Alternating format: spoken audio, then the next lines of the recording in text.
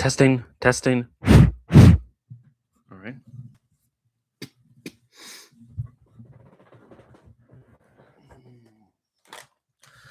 Hello, Anita. Good to see you here. All right.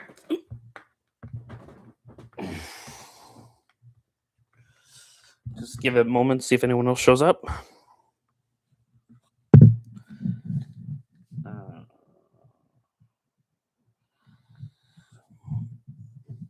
Yes, we are looking at Disney's 24th film in their collection.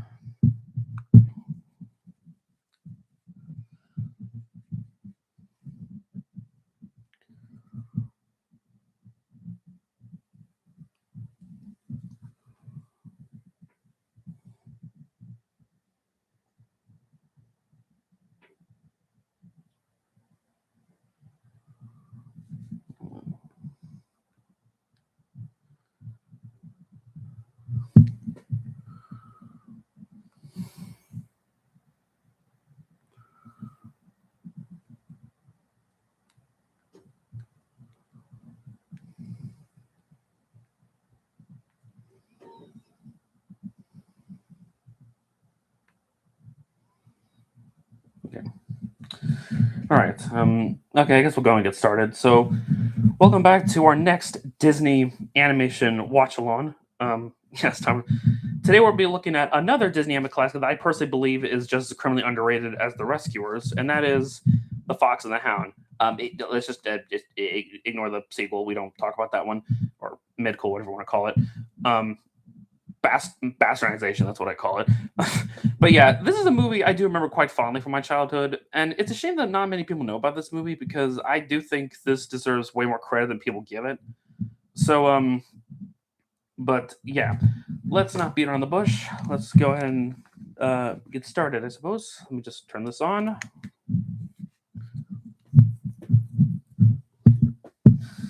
Okay. Is it turn it on? Turn it on, turn it on, turn it on.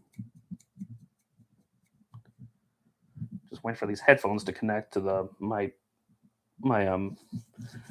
transmitter. Come on, what's taking this thing? I'll just go and get started. It should start in a moment, but yeah. Okay, so everyone ready? Ready spaghetti? Ready spaghetti? 3, 2, 1, play.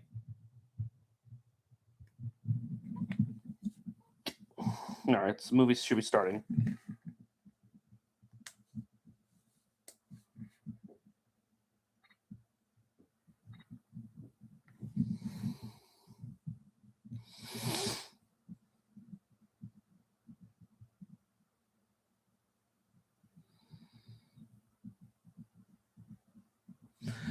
I just want to point out, by the way, that as a kid, this opening scene kind of made me a little uneasy as a kid. I don't know, maybe it's because the lack of music and just the ambience of the forest and all that made me feel a little uneasy. So, yeah, I know a lot of big names were involved with this film. I could tell Tim Burton, John Lasseter, Ron Clements, etc.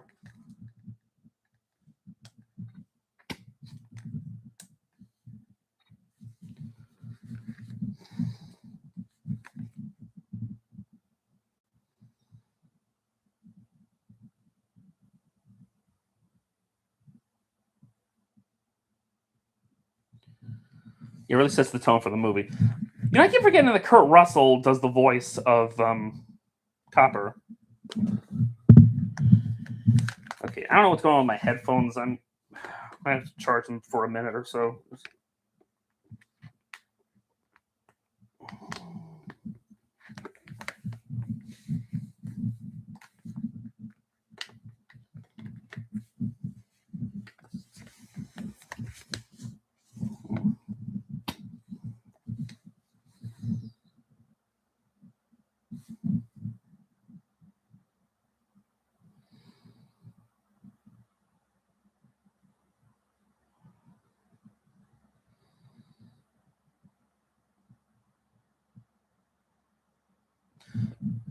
And the backgrounds of the forest looks really good. So I see John Musker's name on there.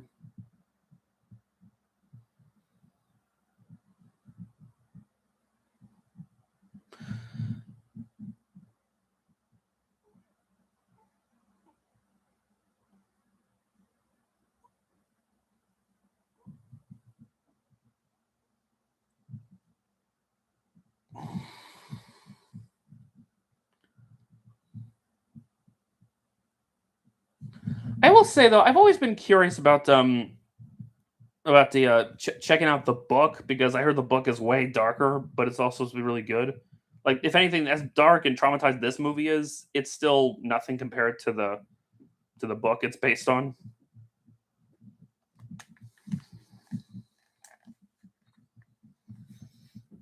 And here we go.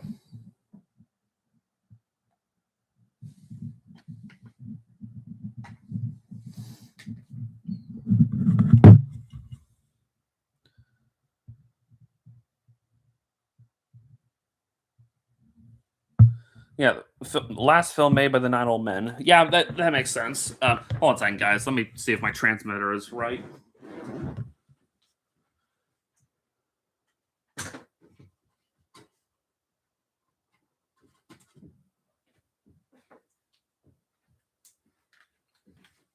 Hmm.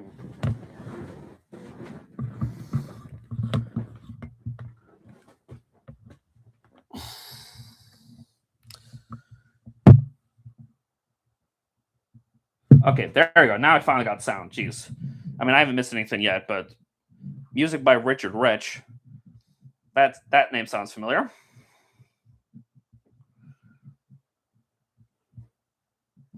Hey, it's the bridge that we'll see later on. Hmm. Foreshadowing much?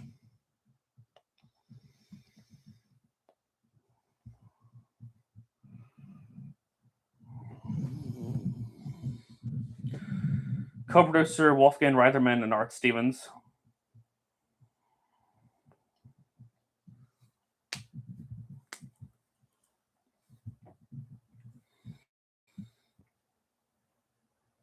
It's directed by Art Stevens, Ted Berman, and Richard Rich.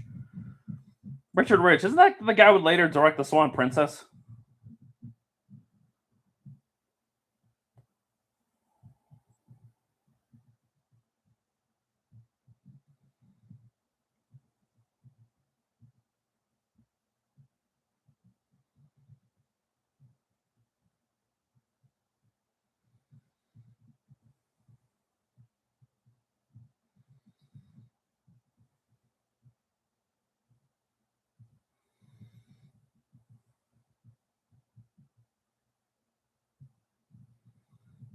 Hmm.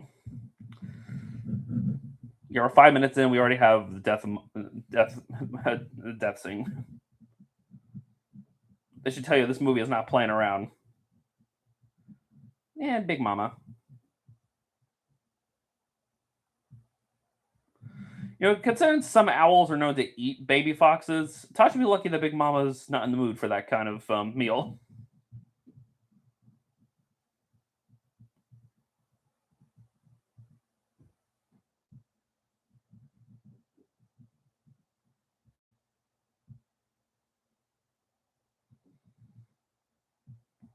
Hmm.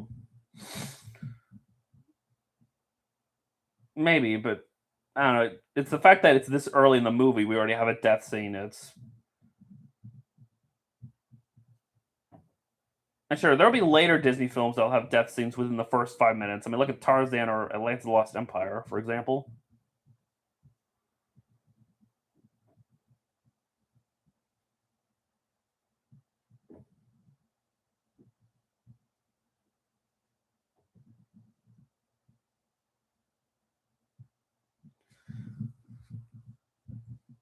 Yeah, that's the thing. Whoever was hunting Todd's mom, they were awfully close to the houses that are in this area. I mean, unless it was Amos Slade, but who knows? It's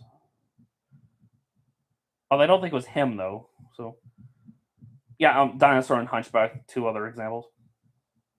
Gotta be honest with you, whenever I think of Disney sidekicks or comic relief characters, I always forget about Dinky and Boomer. I always find them to be some of the more forgettable of these types of characters.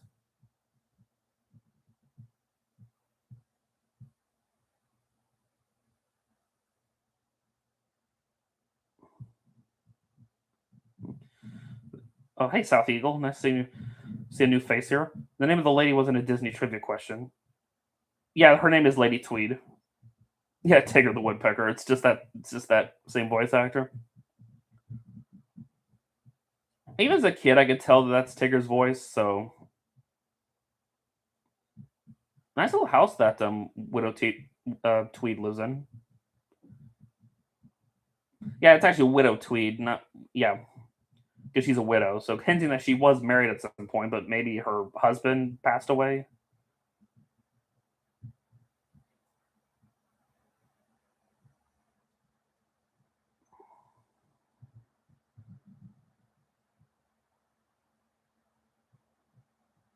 Poor Boomer. I'm not sure if they do appear in Heroes of Villains. It'd probably be a cameo. You know, they haven't even appeared in Disney Heroes vs. Villains, so I don't know if it's because Ace has no plans for them or no idea. Because to be fair, they're kind of a well, okay, not Big Mama's important, but Dingy Boomer, really, this is their only important part of the movie is helping Big Mama find Todd a home. Because after this part, they don't really contribute that much to the plot. I feel.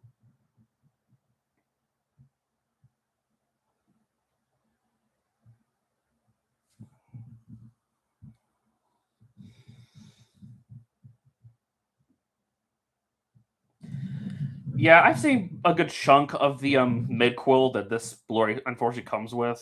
Yeah, it's not good whatsoever. Mainly because where do you fit this? Because if this is meant to take place within the first film, how are you supposed to? It doesn't fit at all.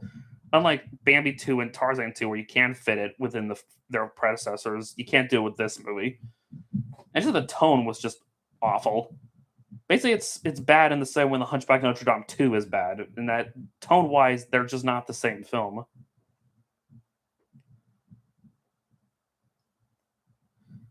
You know, I'd argue Rescue Down Under is a pretty solid sequel. I mean, I know a lot of people have problems with that movie, but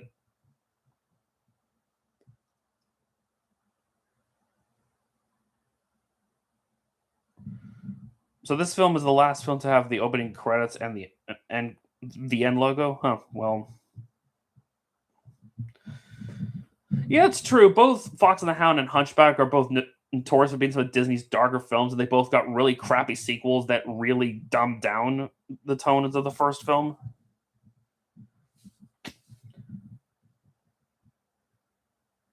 Yeah, we'll get to Down Under eventually. We still have a few more films because after this, we still have Black Cauldron, Great Mouse Detective, Oliver and Company, Little Mermaid, and then Rescue Down Under. So, which means we're getting closer to the Disney Renaissance, folks. That will definitely be a fun era to go through.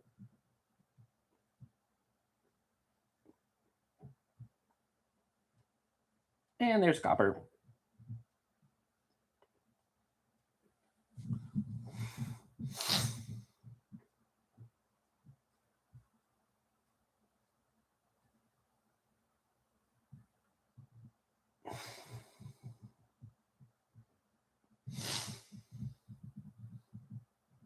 Personally, I like to call the 2000s for Disney.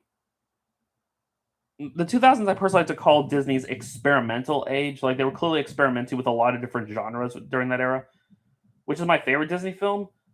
Um, for me, it's a toss between Fantasia, Beauty and the Beast, and The Lion King.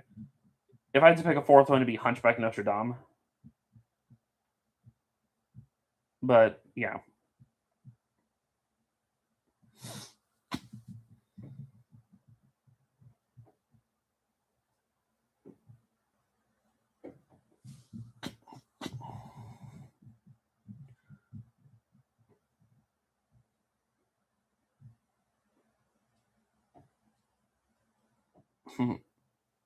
yeah, Chief, you big softy.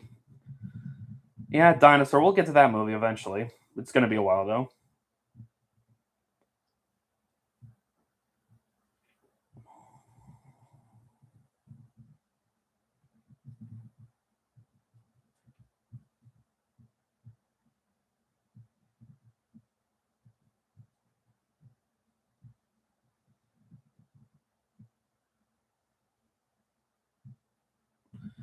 Yeah, Genie's definitely the best sidekick character, and you got to like you can't go wrong with Jodie Benson's singing voice for Ariel.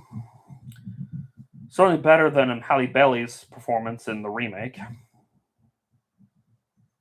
Todd, I wouldn't get close to the chickens. The hens are very protective of their chicks.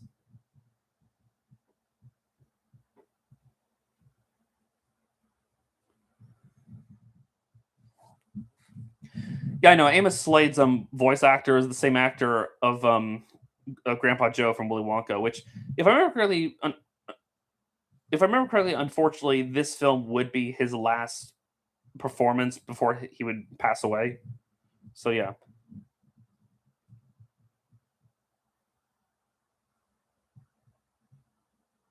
Well, something about animation always makes chicks look cute. You know that? I know, right?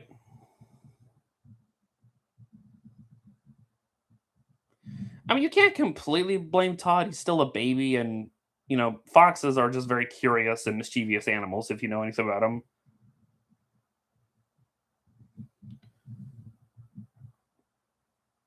yeah.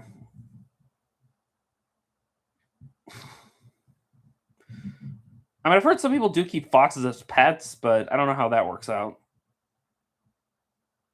Yeah, Jack Albertson's last film.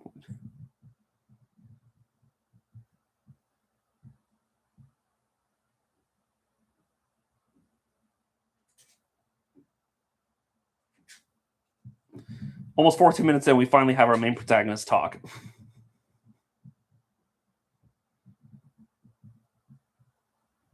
I know, right? That's what I said earlier. I keep forgetting that Copper's voice actor is Kurt Russell, and obviously a much younger Kurt Russell.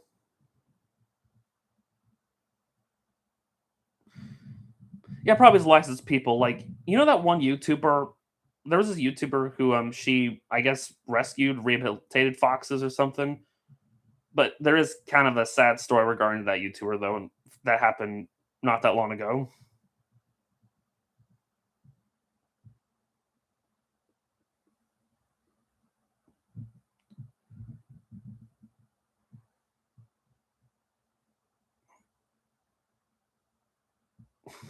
Yeah, I know. It's clearly. I'm pretty sure that actor, no matter what character he voices, he always does that laugh. Not just for Tigger, like he did it with this. He did it in He did it. He was also the voice of the main character from the Green Eggs and Ham animated short. If you ever saw the original animated short of Green Eggs and Ham, Kurt Russell is in the new Smurfs movie. Oh, I didn't know that. I heard that movie was terrible. The Smurfs movie that has the influencer Smurf. We just can't have nice things, can we?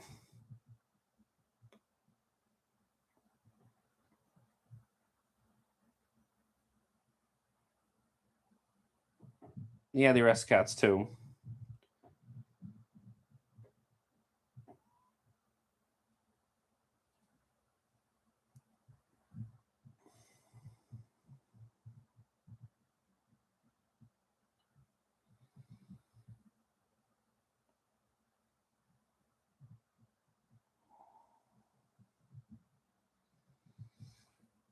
Hmm.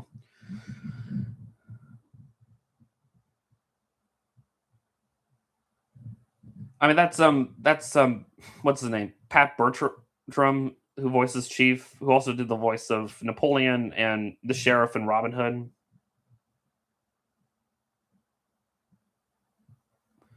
Didn't know that about his role in Back to the Future or Who from Roger Rabbit. That's pretty neat. Two Robert Zemeckis films.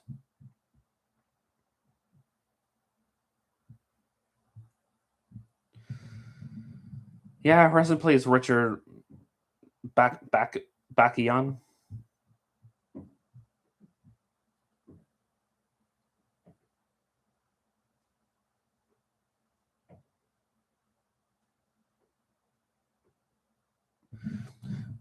Or a Goofy movie. Um, yeah, that's a good point. Foxes will eat insects, so it's not really.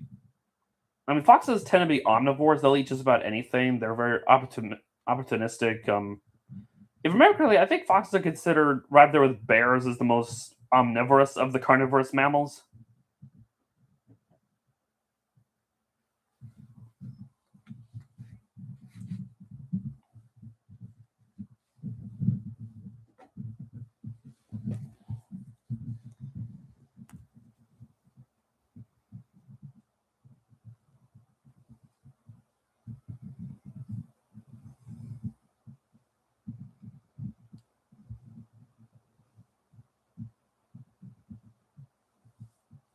I know, Chief. I know.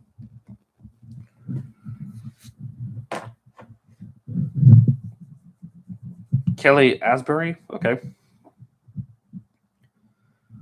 And our two main characters meet.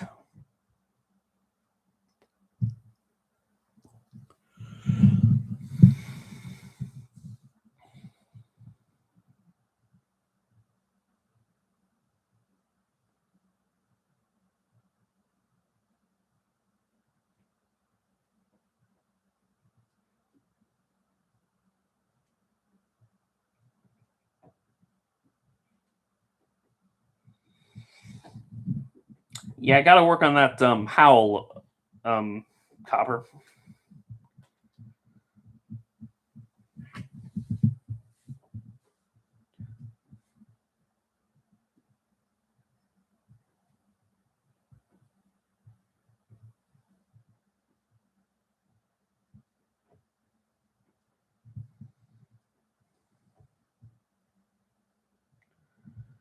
How do you know about hide and seek, Todd? You don't have any other kids to play with.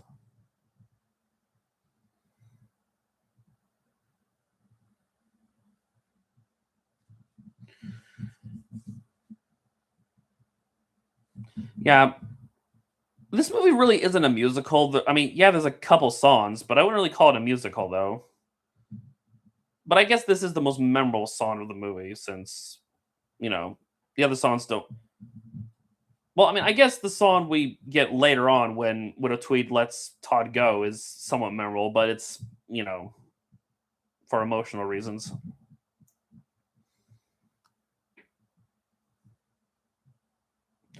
I guess the reason why this song is memorable because this is the song they would play the most on the Disney Sing-Along VHS tapes. Actually, I think this is the only song they ever played. I could be wrong, but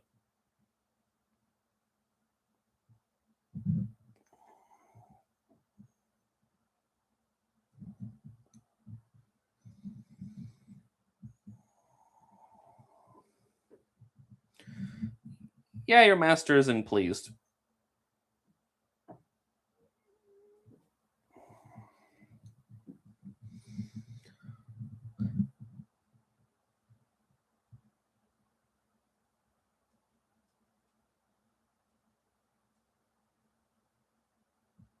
Yeah.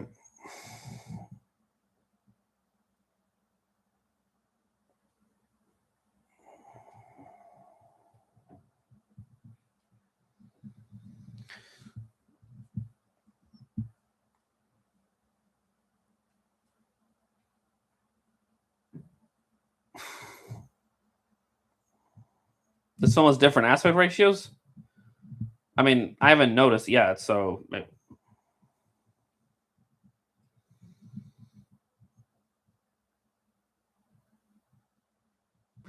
it's not really until you become an adult you start to catch on with the prejudice and racial allegory of this movie.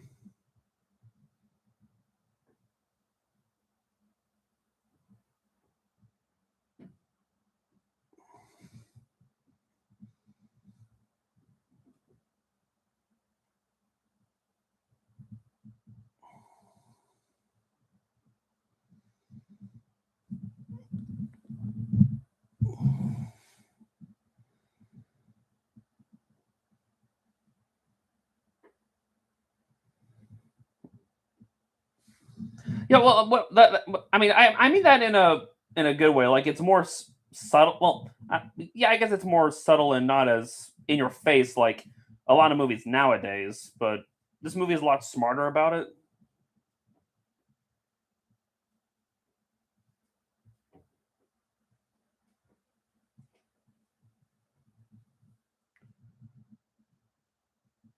I'm not saying Dinky and Boomer are bad side characters. It's just that they're not as memorable as other side characters.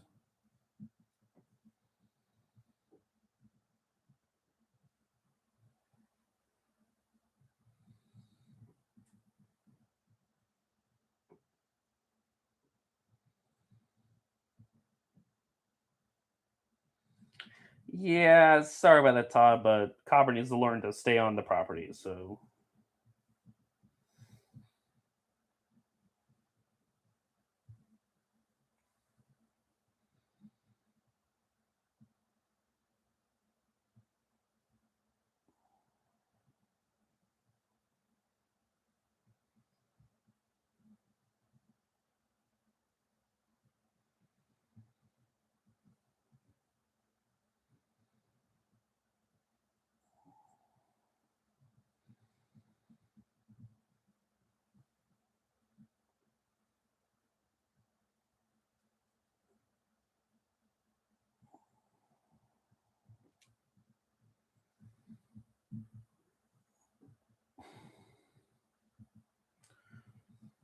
Like I said, I still haven't seen the little polar bear. Maybe I have, but it's been a long time.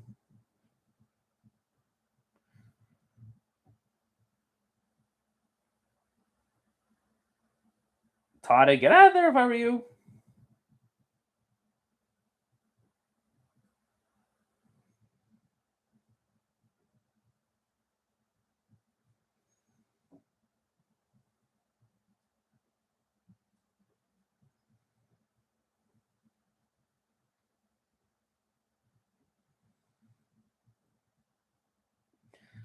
I know, right? Like, why don't kids ever listen? Like, especially when you should know what Copper's talking about. Like, he knows Chief.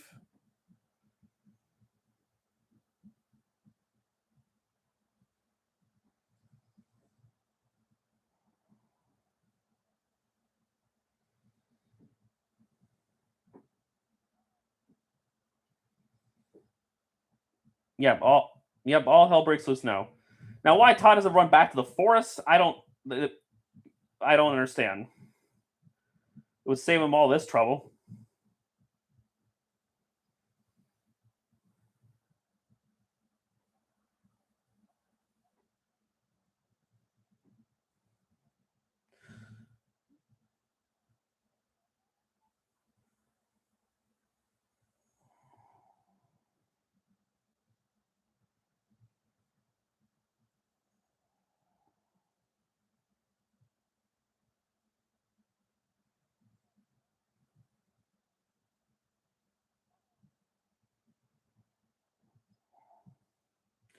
Yeah,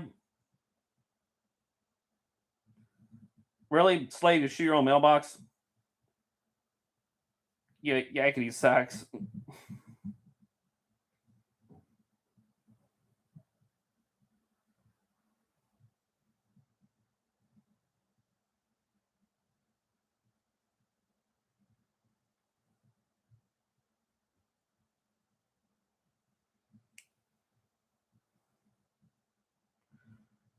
And there goes your mother, Todd.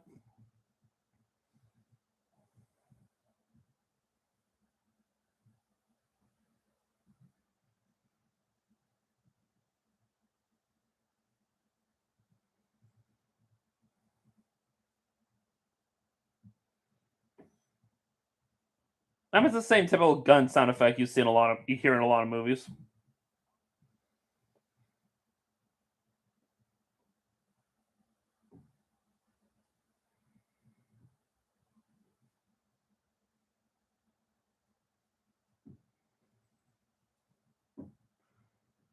Really, Slade? Really?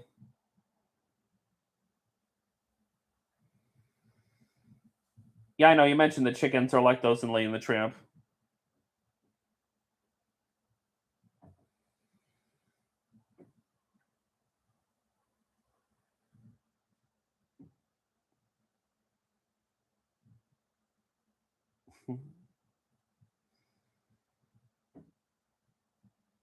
I know, right?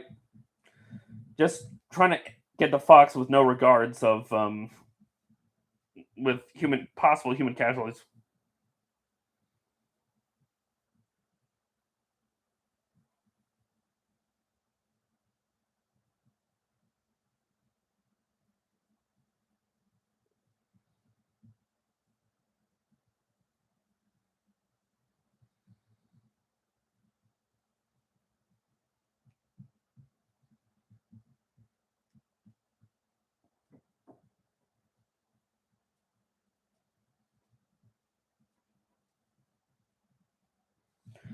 Yes, his temper is going to get him into a lot of trouble.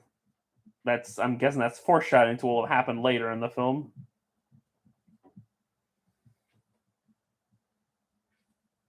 Yep.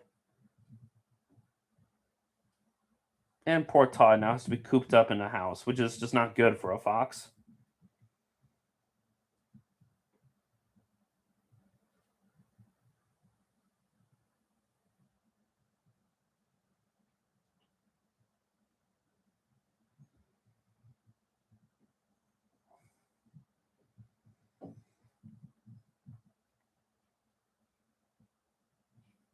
Got the aim of a stormtrooper. Yeah, exactly.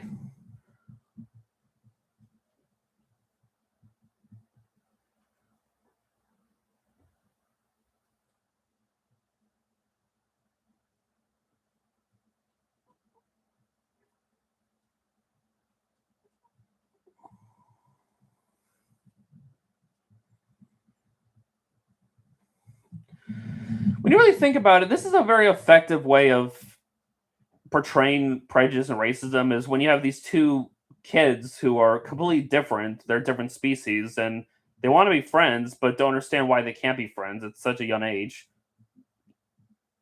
Showing that prejudice is not it's you're not born with prejudice or racism. It's something that's essentially taught.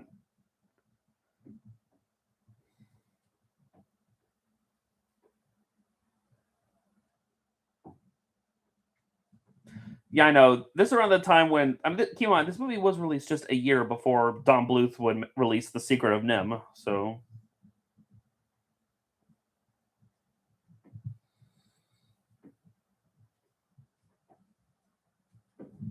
Zootopia.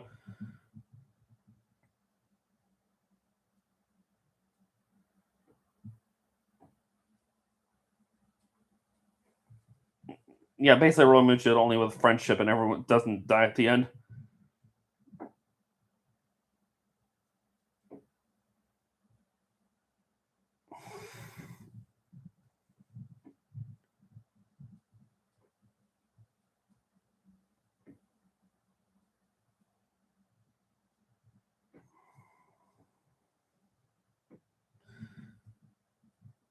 Yeah, I know. I know in the UK they call Zootopia Zootropolis. And now the two best friends are separated.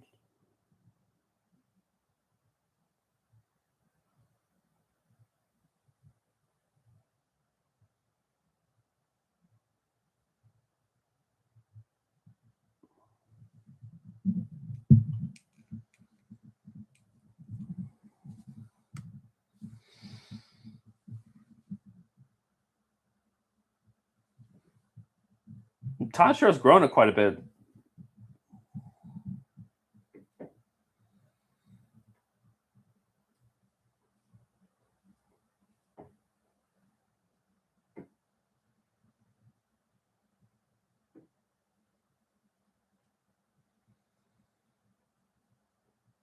Yeah, the law of the wild.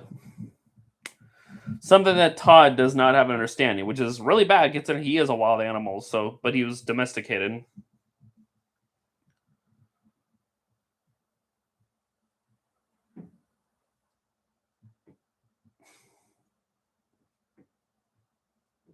No, not that wild, Anita. Just the law of the wild in general.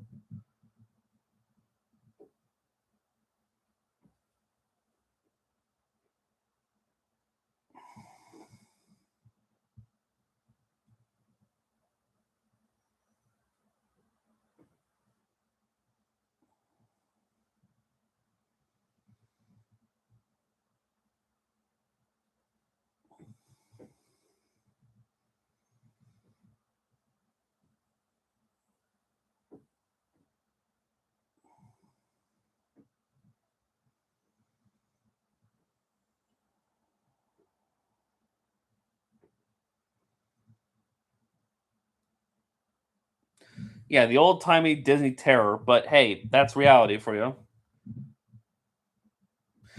But what I especially love is that from their perspective, it is awful, which irrespective, I guess it is. But at the same time, if you look from Amos's point of view, I mean, he is a hunter, and from what I understand, from what it sounds like, he does sell a lot of his pellets. So,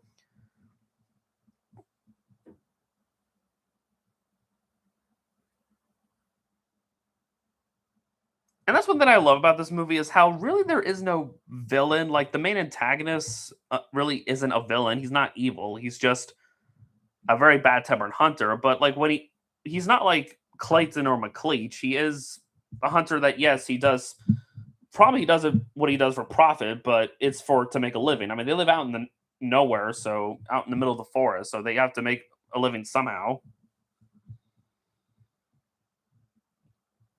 And he cares deeply for his dog, so he has some humanity.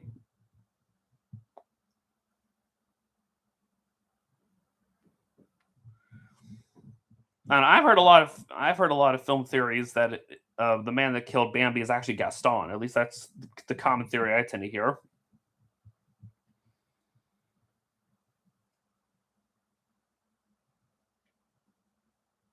A nice cozy little house for the little caterpillar.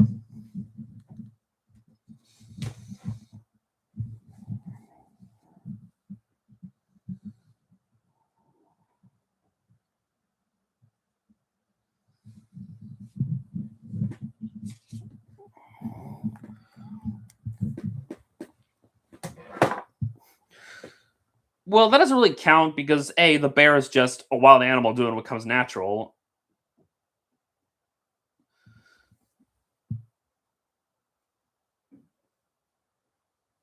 Like I said, there really is no villain in the film. I mean, Amos Slade is the closest thing to is really the main antagonist. He's just not really evil. The bear is just more like a final boss. So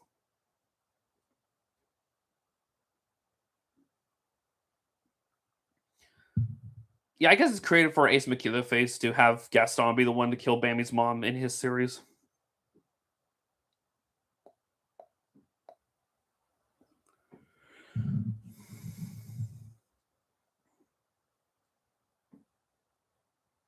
Yes, like the carnivores from dinosaurs, they're more just predators and not true villains per se. Maybe from the perspective of our heroes, but you know.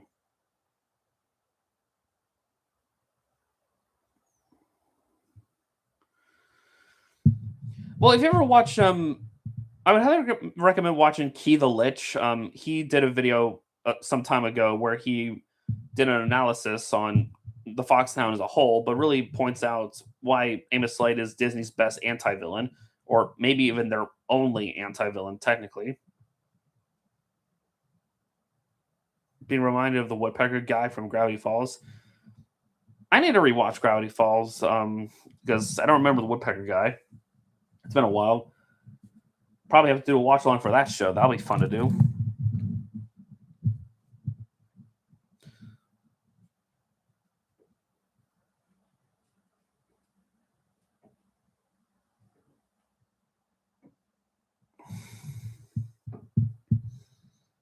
I'd say Amos Slade is more of an anti-villain than an anti-hero.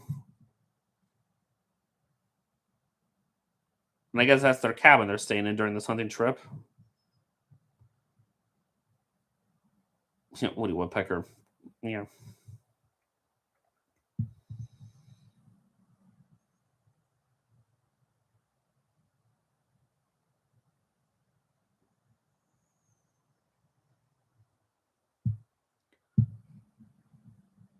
The bunny.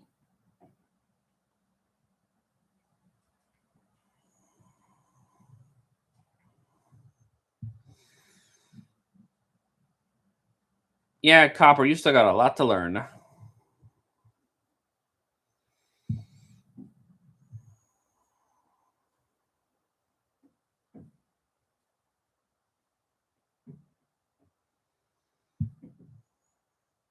Look, they already got quite a few pellets. Now Copper is an adult.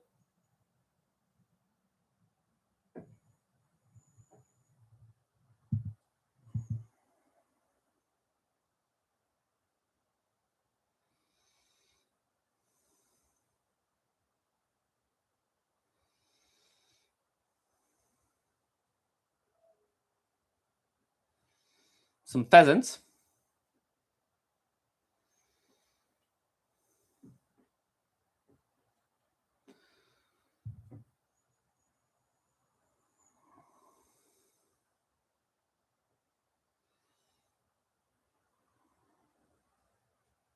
Now it's time to go home.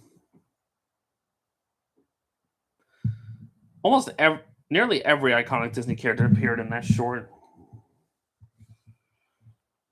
Yeah, birds are always the filler for hunters. Yeah, essentially. Now spring has arrived.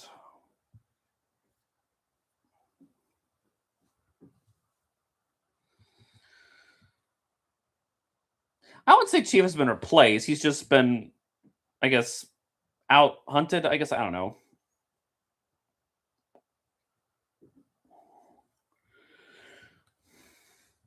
Disney loves their ice skating.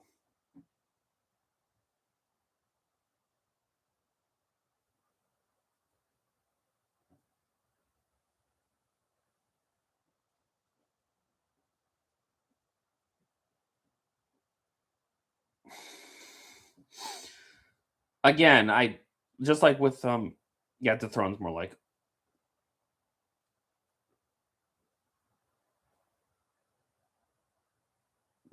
Yeah, I just like with Kurt Russell, I didn't realize that's Mickey Rooney doing the voice of Todd.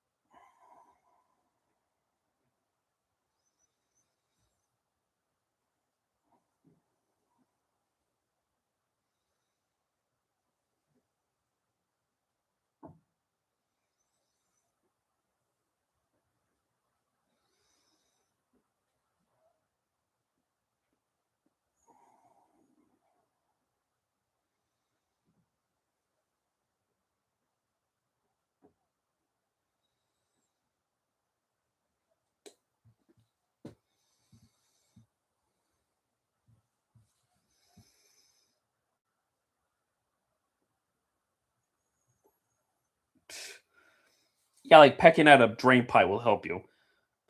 Funny enough, we actually had a woodpecker peck at our drain pipe before. It's loud.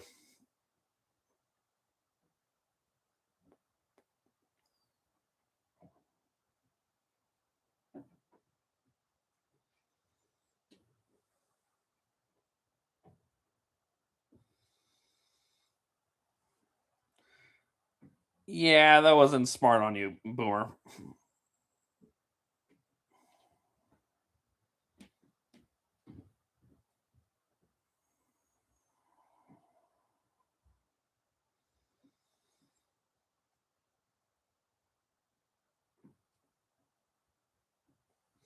Yeah, I'm familiar with Mickey Rooney. He was a pretty big name for the time. For me, though, I mostly remember him through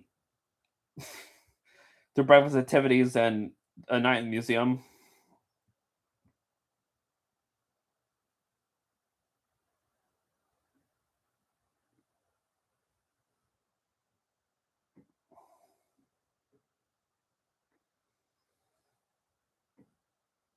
Yeah, that's a good point. So Todd and Copper are already adults, but yet the caterpillar is still a caterpillar. Keep in mind, a lot of animated films make this era where they keep forgetting caterpillars are juvenile butterflies. I mean, Bug's Life, for example. So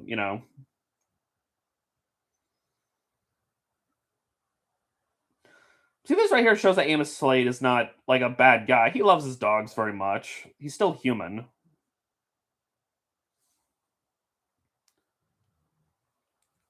I know, right?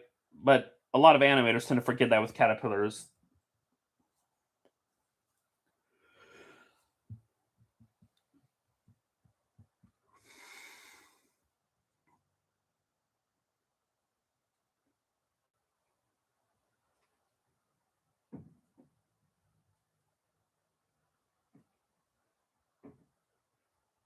Reminds me of Heimlich. Yeah,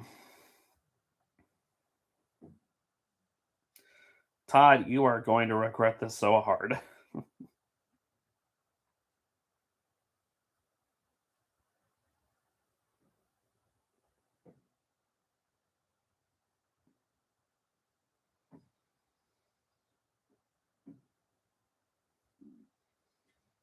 I know everything about this is a bad idea.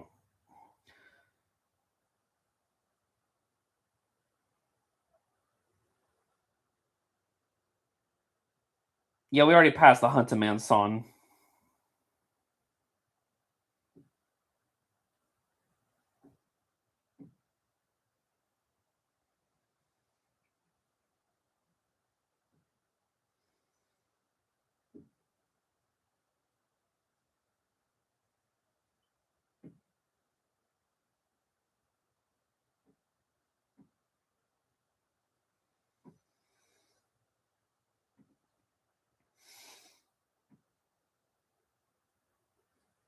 Hmm.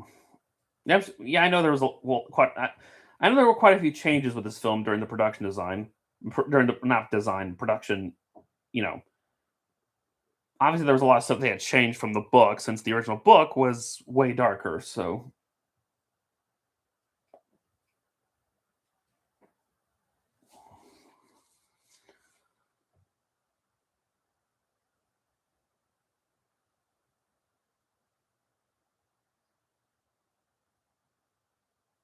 I know, right?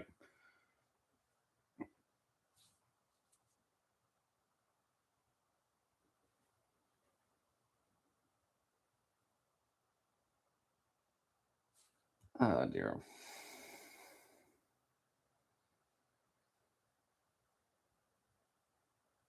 And that just broke Todd's heart and spirit with that line.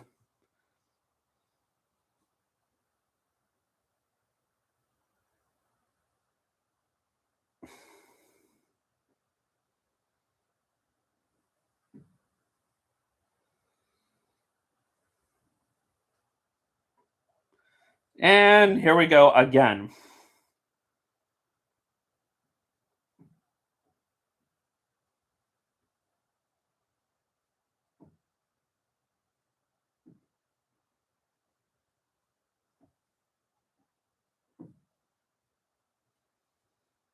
Shocking. Seriously, Slade. Like, I get that you don't want a fox on your property, but this is all a bit extreme, don't you think?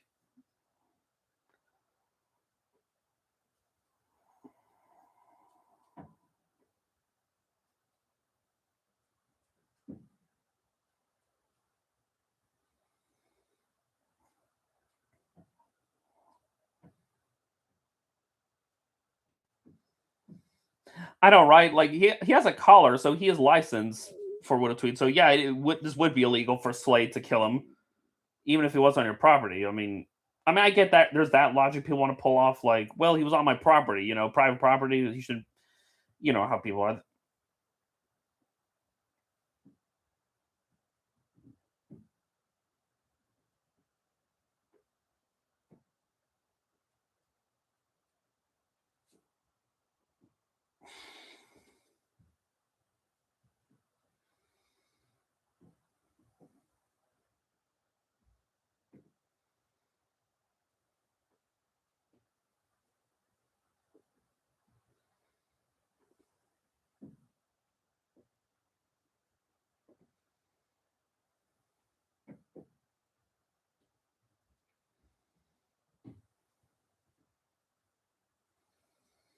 You didn't realize that this chase music was from this movie? Hmm.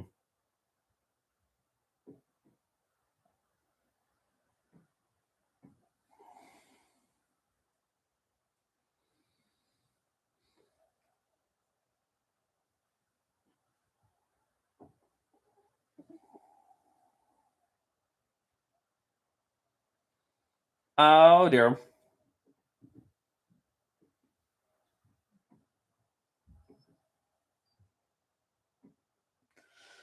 Yeah, yeah. I did use the music in Heroes with Villains, so yeah. I'm just gonna say that should have killed Chief. Which apparently in the original draft, Chief was meant to die here. So, and he did die in the book. So, but I guess during an early screening, I guess kids were upset that he got killed, and they changed to where he just got injured. Which I don't know.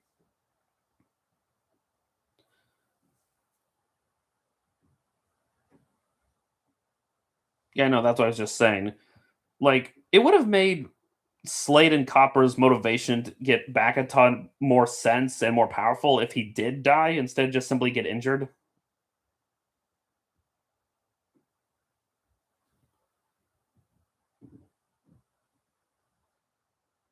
That is true. It would make it easier for the Friggins at the end.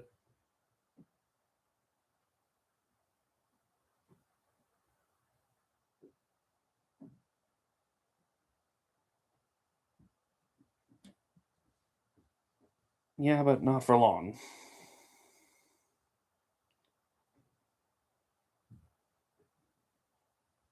Yeah, yeah, Copper, you've definitely are starting a dark path like your master. I mean, this is regarded as one of Disney's darker, and I'd argue this is one of their more mature films, as the story is much deeper and more complex than people realize.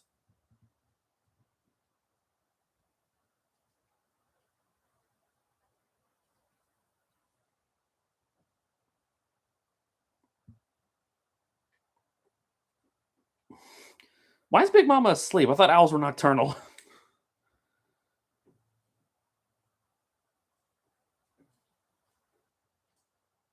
Yeah, that's one way to describe this movie. It's not afraid to be quiet. It does not shy away from the cruel reality of things.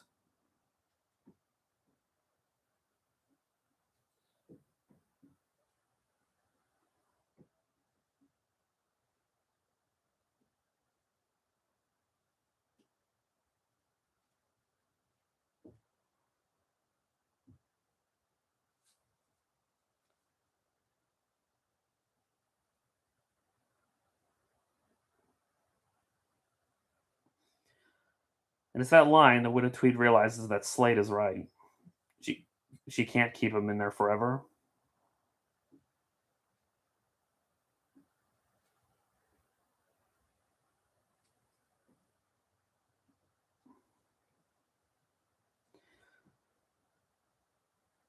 you really got to feel bad for. Yeah, I guess it has a similar tone to Oliver Company. I wouldn't say Brother Bear though, but again, we'll get to those films later. But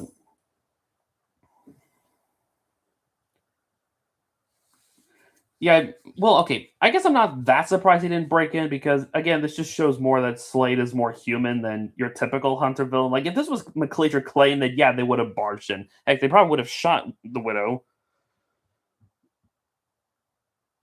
Yeah, and here comes our big tear jerking song, and probably the saddest part of the whole movie.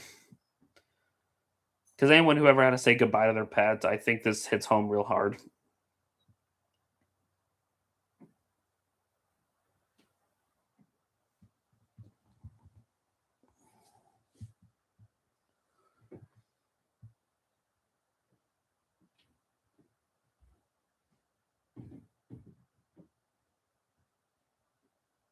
Yeah, after this stream is over, I gotta let my dogs out before I start the next one.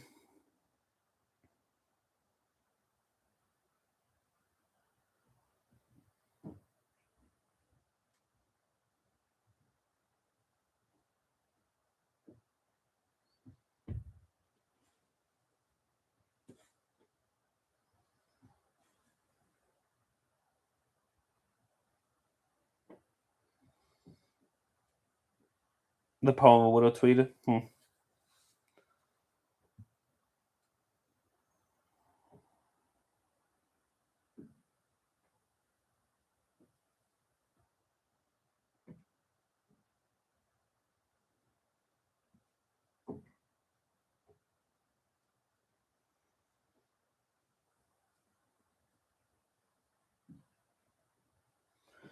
But again, you really got to feel bad for the widow because I mean, I guess she did have a significant other who probably passed away or whatever, and she was glad to have Todd in her life because he gave her company, and now he has to say goodbye to him and feels alone again. Bambi and the Sword and Stone, yeah, sure.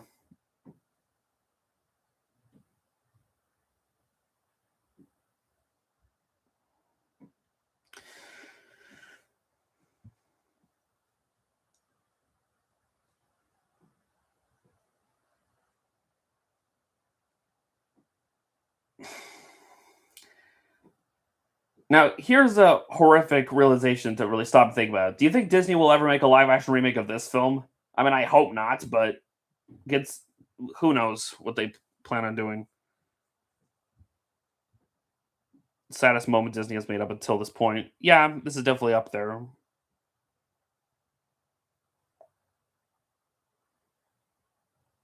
It's Todd realizes what's really going on.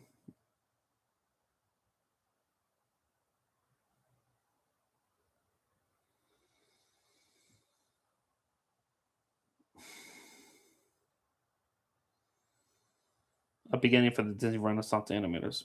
Yeah, welcome to adulthood, Todd.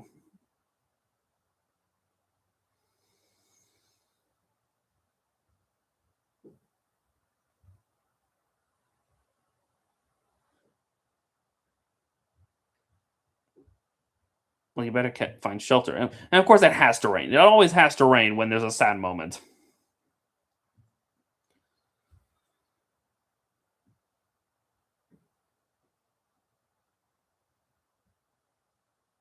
It's yeah, this duck scene from Bambi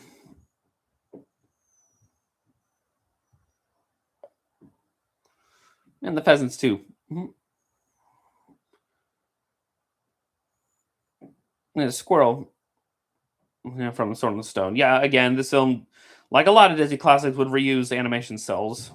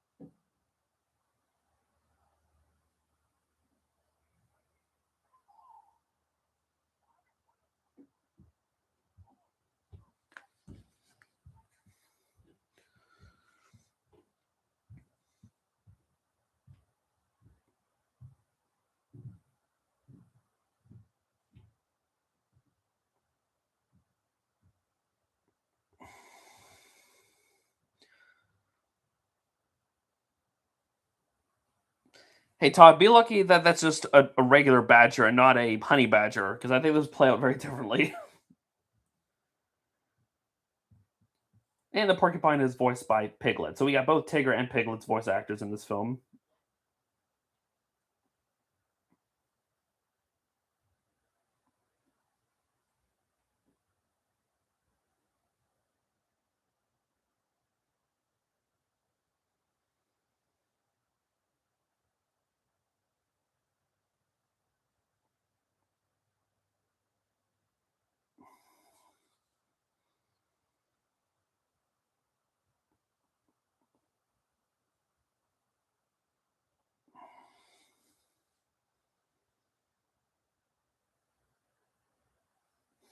Mr. Digger, really? That's the name of the badger? Okay. John McGintyre? Okay. Hmm.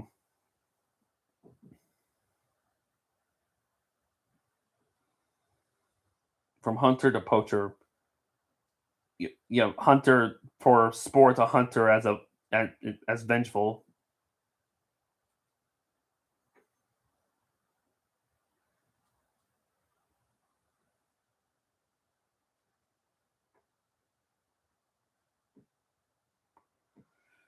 Come on, Chief.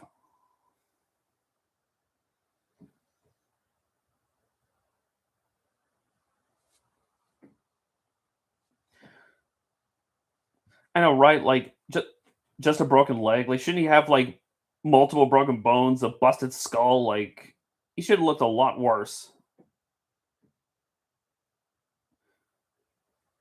Just feeling the love, aren't you?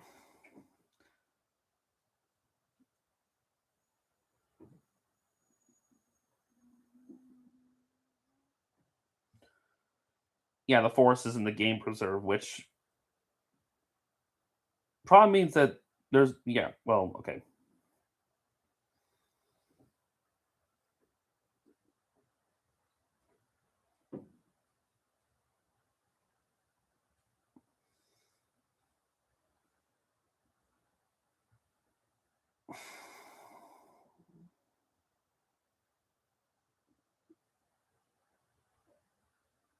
I'm not really into YTP videos, so I wouldn't know.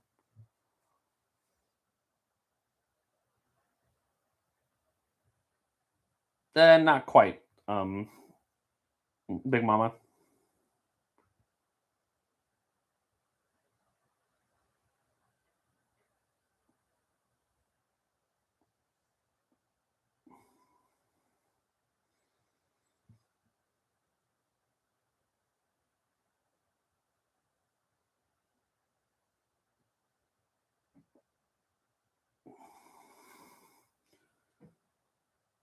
Yeah,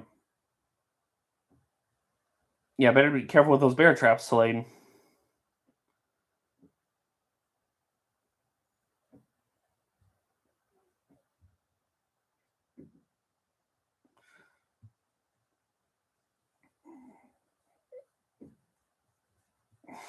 Yeah, here. Vixie's voiced by Sandy Duncan. Didn't realize that. Why are old people always shippers? Yeah, that's a good point. I mean, Iroh in that one episode of Avatar when he tries to help Zuko with his date.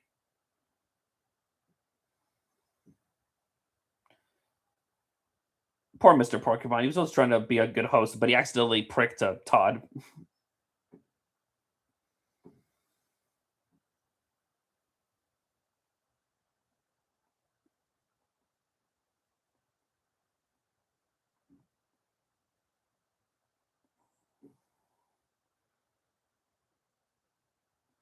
I'm not calling the Porcupine a prick. I'm just saying he accidentally pricked him with his quills. So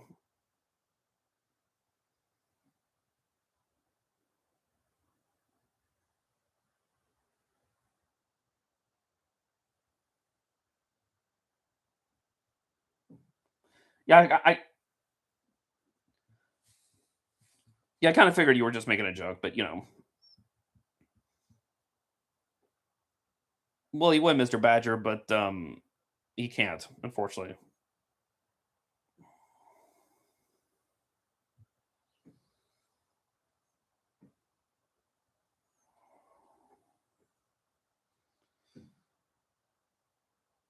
Yeah, Todd truly does feel alone.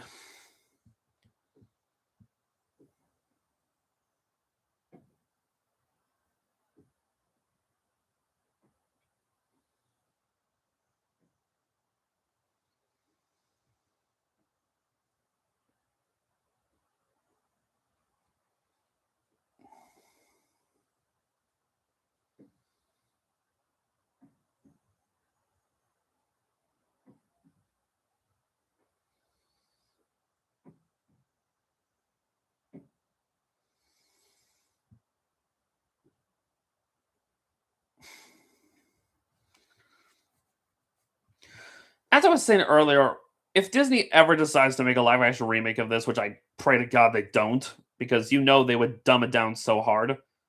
They probably make Amos Slade a legit villain. They probably butcher or even take away the romance between Todd and Vixie, knowing how they mess up romances nowadays.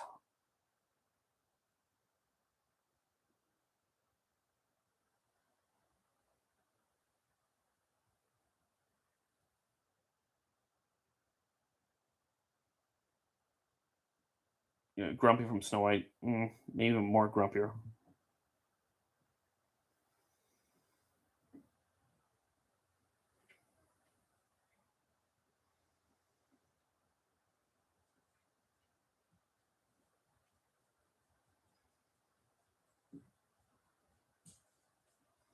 Yeah, remove the sidekicks, maybe.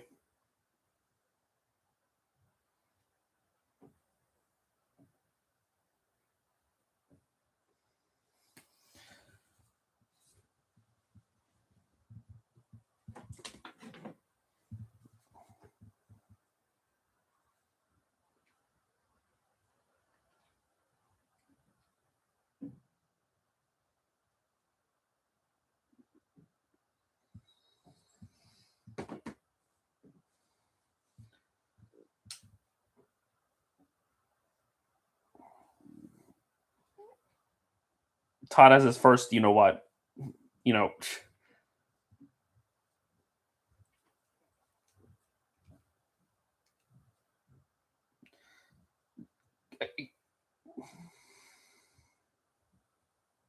And you can't completely blame Todd. He's never met another fox before, let alone a female. So,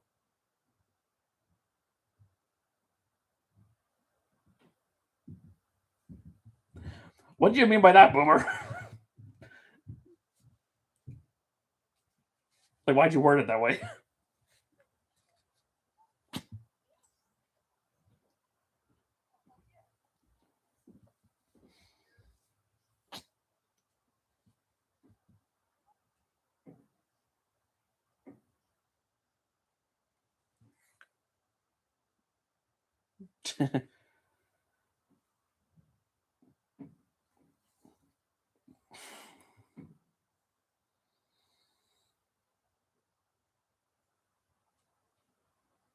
Yeah, no, you mentioned the bear already. Interesting that Glenn Keane animated it.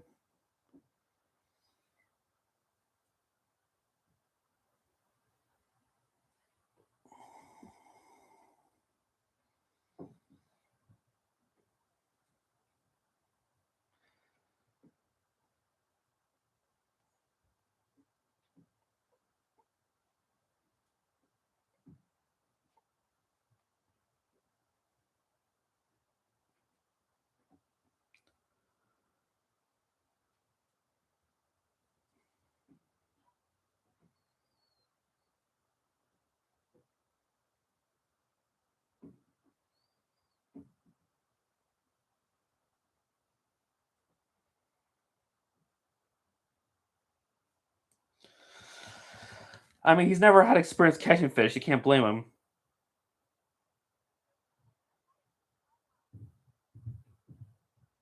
Yeah, Todd really would not last a week. If you can't even catch a fish, what makes you think you'll catch anything else to eat?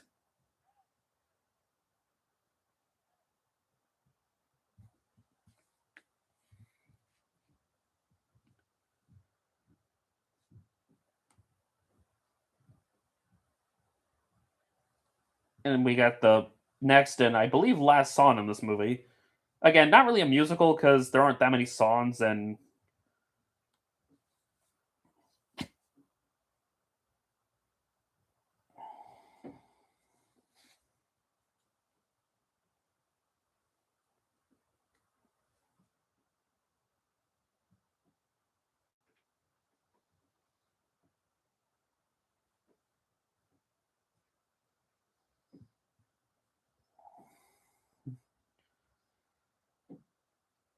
get enough songs to have a debate over which is the best, at least.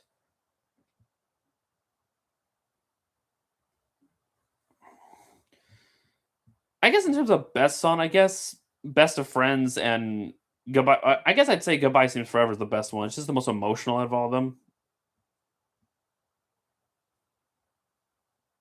Yeah, I'd say this one's the weakest of the songs. It's not bad. It's just I don't find it as memorable as the other ones. And even then, if you were to make a list of like the most Disney songs, I don't think any of the songs in this movie would really make that list. I mean, at least especially when you compare to like the Disney Renaissance songs.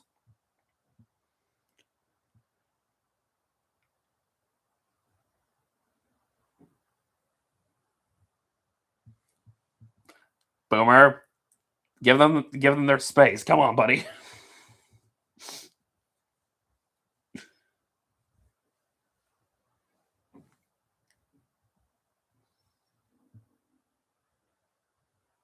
Yeah, don't even get me started on Fox Down 2.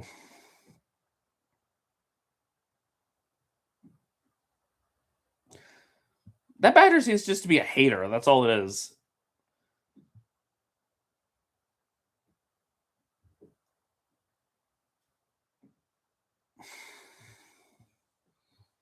Hey, Quails.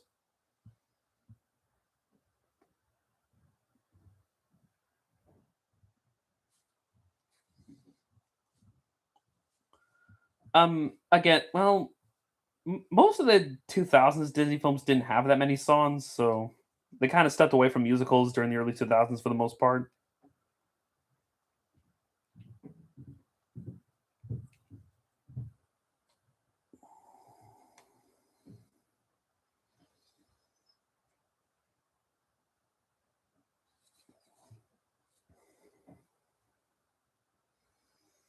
Yeah, there's a beautiful waterfall.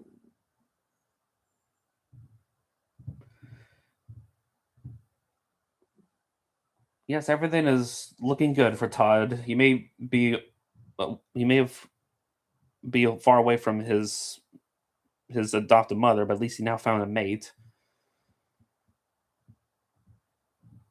Unfortunately, that's not going to last long.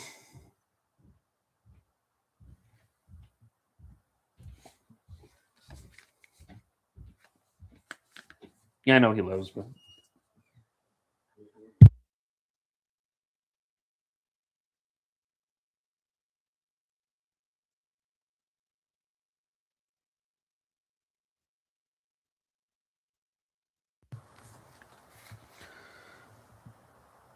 yeah, Sign can't stop me. I can't read. Clearly, like, Amos Slade is just ignoring all the. I guess Slade clearly doesn't care that much for the law. I mean, considering that, like you mentioned earlier, that because Todd was her pet. I mean,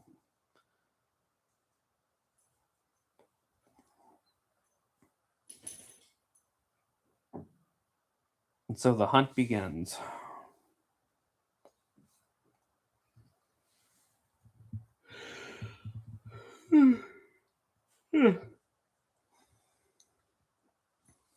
Yeah, you better hide away, Mr. Porcupine.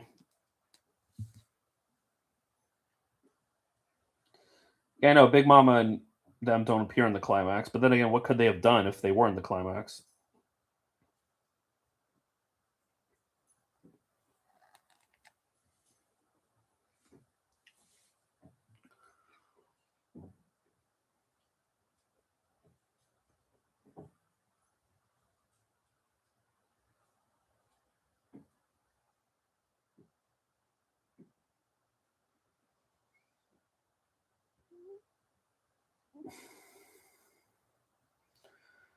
Yeah, this climax is pretty intense.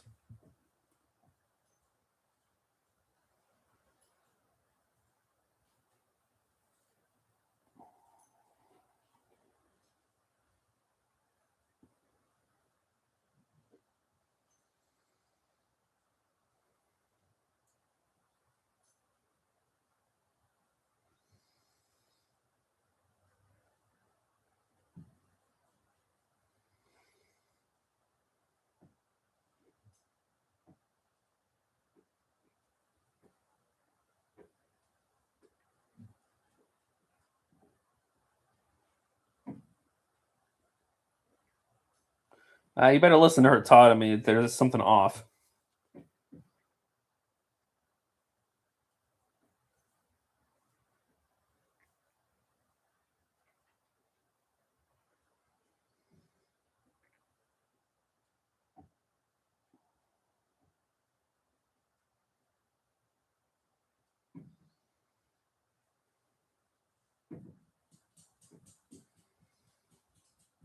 I know, right? I mean, this is why Todd needs Vixie because she's an actual wild fox who knows, how to use her instincts. So, but I guess Todd's instincts are about to kick in real soon.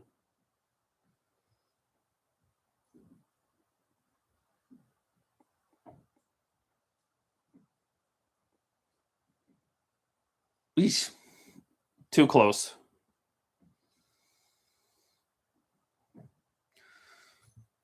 Just be lucky Copper didn't get snared in one of your bear traps.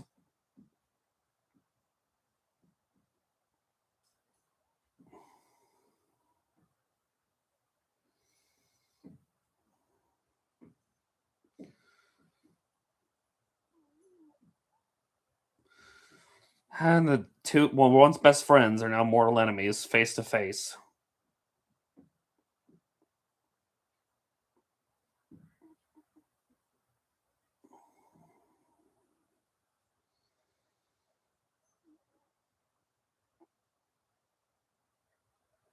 Yeah, the battle of old friends.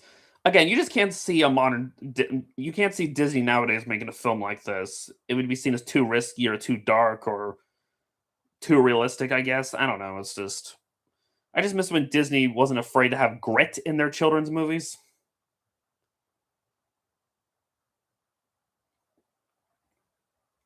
Yeah, rest in peace, Pearl Bailey.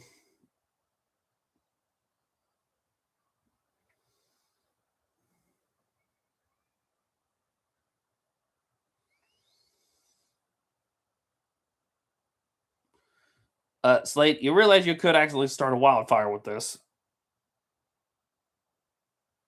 Yes, he's stormtrooper aim. Yeah, for someone who's such a good, who's a well trained hunter, you're not that good at it.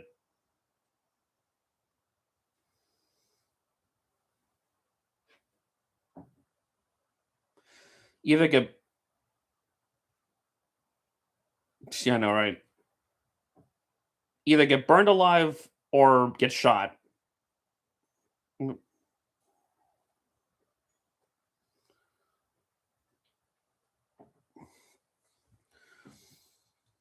Again, Disney loves to reuse that roar sound effect, so it's not surprising.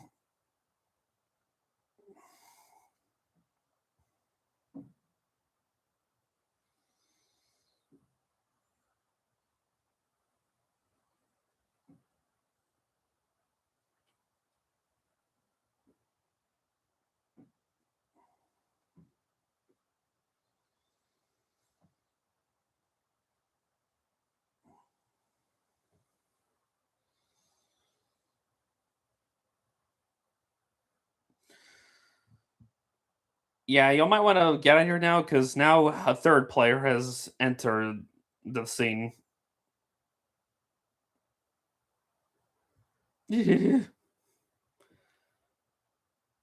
Yeah, that is one horrifying looking bear and really big too. So, as a kid, I couldn't understand like what type of bear this was. Like, I thought it was a black bear, but black bears aren't nearly that big. But then later on, I realized that there are brown bears that can be black, which is a weird contradiction.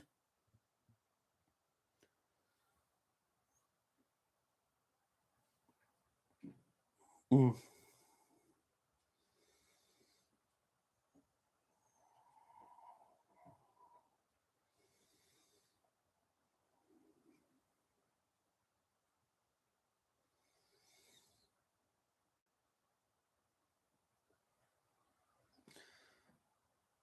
Yeah, but brown just got on the ground. Yep. I mean, Slade's lucky he didn't end up like Leonardo DiCaprio in The Revenant. Just saying.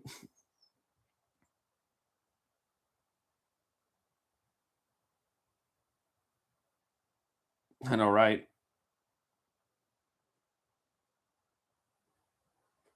And Todd to the rescue.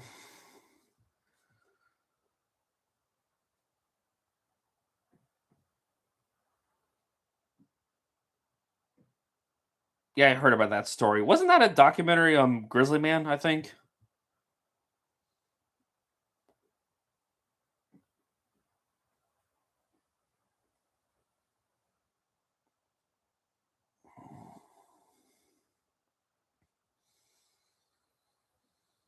Again, you don't see modern Disney making a fight scene this intense because they don't want to scare the kids or it's too violent or some other bullcrap reason.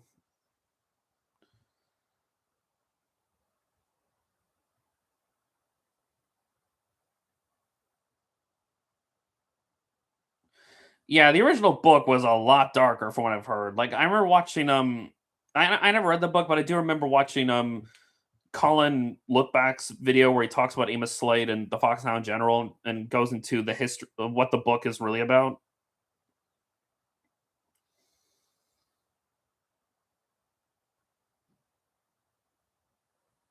So basically, what you're saying is everyone in the book dies. So, which again, it makes you wonder why would Disney adapt this book of all things, considering that it's not a very happy story. So,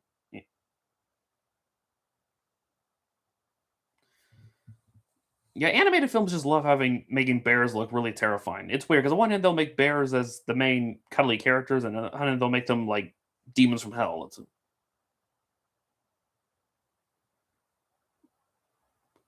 I guess foxes are more lighter than bears. I don't know.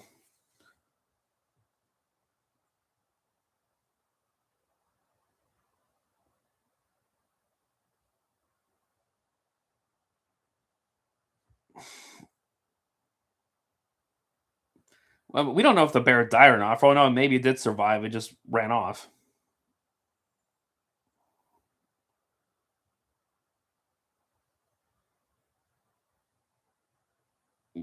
Yeah, I know, right? And we get this wonderful scene.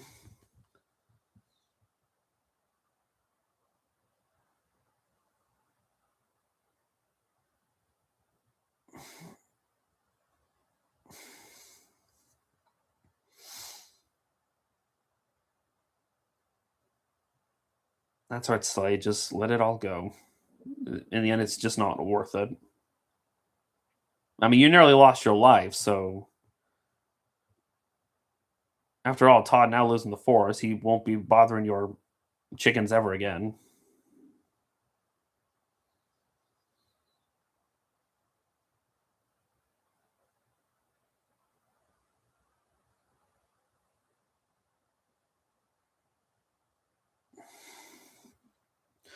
I mean, to be fair, yeah, a lot of the stories Disney adapts in their films were originally much darker. So, but this one is definitely an extreme case.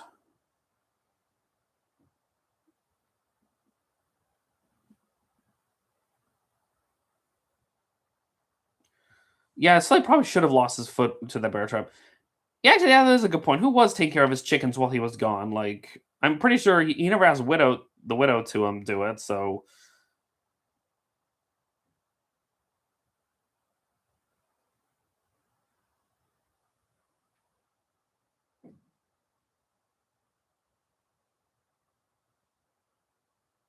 yeah, I saw your earlier comment about the predators.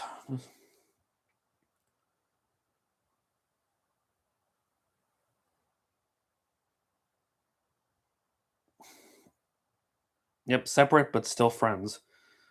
And we get the resolution with Dinky and Boomer's story arc, which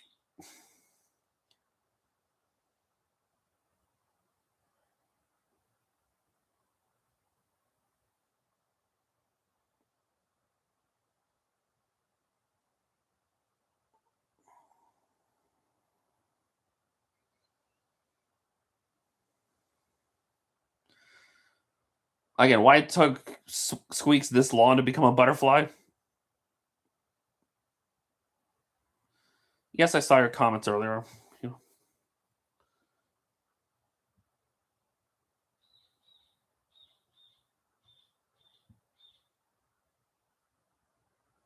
Okay, that's just a funny and but yet twisted way of looking at it. Yeah, Squeaks is gonna live very long, considering butterflies' lifespans usually aren't that long. At least he isn't a Ludamoth.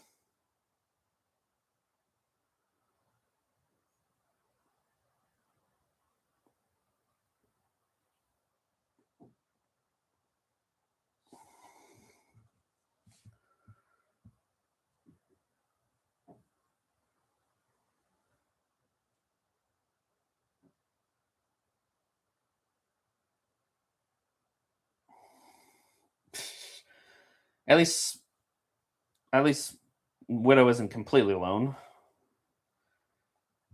Yep, all is not right in the world.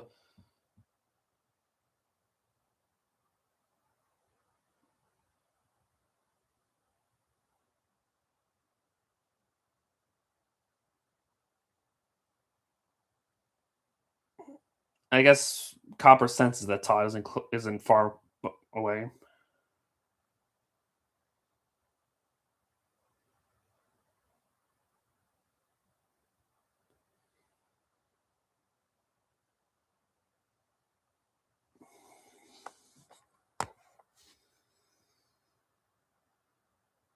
You know,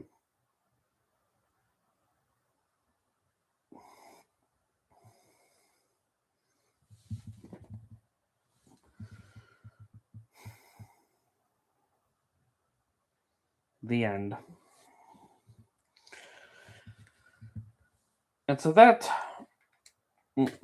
was the Fox and the Hound, and yeah, I'm with most people. This film is criminally underrated, and it always annoys me because whenever I see people, I've seen a few people react to this film on YouTube, and some of them completely misunderstand like the message or the ending of this film, saying this movie is so sad. I mean, yeah, it's sad, but it's still a this is the best ending you can give this type of story because it works out in the end. Like Todd now lives a happy life in the forest with his new mate, and Slade can now put like end his vendetta against Todd and all that. So it's just a much more complex narrative than what we're used to in Disney. So but yeah, that's another great classic. But yeah, I guess we'll go and end it here. I hope you all really enjoyed this watch on. Next time we'll be entering another Disney animated classic that is known for being really dark. So but one that is not as highly acclaimed as The Fox and the Hound. It's like a separate but equal ending we see in The Hidden World. Yeah, I enjoyed this film as a kid, and looking back, I still really enjoy this film. I don't know if I'd call it one of my personal favorites, but it's still a movie I hold high regard to. So, but yeah, apparently this is the last film that used that the end logo. So, yeah, next time we'll be entering another dark Disney film, one that would unfortunately be Disney's first official, I guess, box office bomb in terms of their animated films goes. But yeah, we'll get to that next time. So, hope you all enjoyed this, and I guess I'll see y'all. Oh, actually, I'm going to turn that off. Okay. Pause. Okay. Yeah. I will see y'all and then I'll see y'all in the next one. So later.